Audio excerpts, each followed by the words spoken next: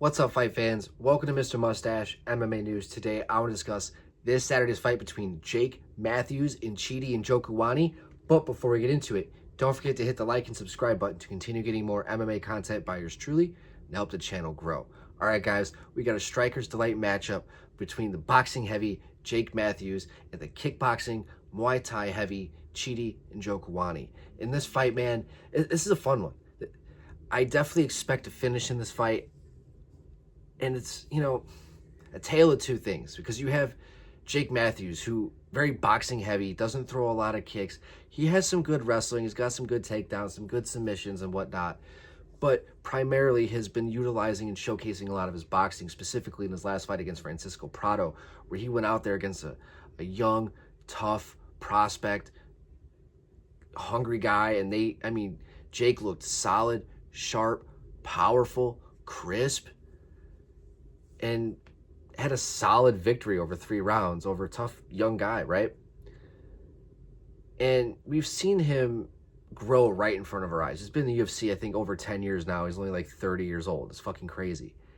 We've seen him grow in front of our eyes, and we kind of, when he has lost, it's been against top competition, Sean Brady. Now you had the Matthew Semmelsberger fight, but I think that guy, Semmelsberger's a guy who is like a little bit of refining away from being like a real dangerous fighter again in the welterweight division if he hasn't been cut. But Jake Matthews, man, he has been able to round out his boxing so well. Good chin. When he shows up, he really, he is world fucking class. But sometimes styles make fights. And Chidi, now he's on the higher end of his 30s at this point, but fights very bladed. Very bladed. Great clinch work, good elbows, knees, front kicks up the middle, good hands, very accurate, very precise, and I can see him even leg kicks on the heavy stance of Jake Matthews. I can definitely see Chidi fighting early success, having so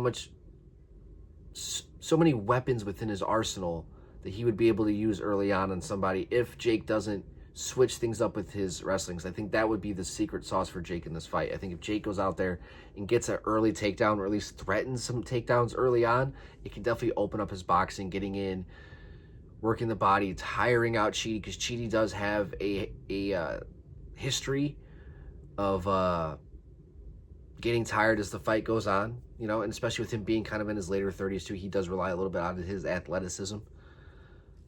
So Jake can definitely use his youth in that aspect and maybe push the pace early on. Don't take too many risks early on and kind of let the fight come to him as the fight goes.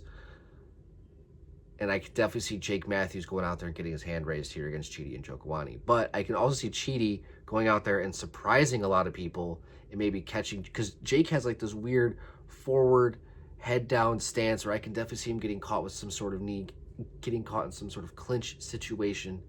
I can see that happening for sure. But I do think Jake is going to get his hand raised in this fight.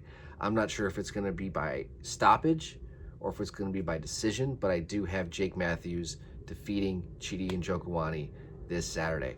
All right, guys, that's going to do it for today. I'd love to hear your guys' thoughts on the fight. Do you guys have Chidi? Do you guys have Jake? Love to hear your guys' thoughts.